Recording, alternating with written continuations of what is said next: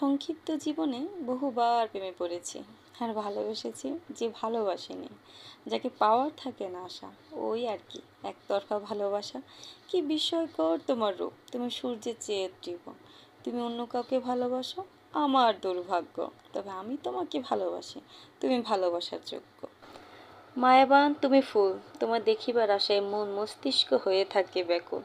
আমি তোমাতেই অনুকূল, জানি পুনর্জন্ম হবে না, তবু এই মন হাজারো কোটিবার জন্মাতে চায় তোমার ভালোবাসা পাওয়ার আশায়।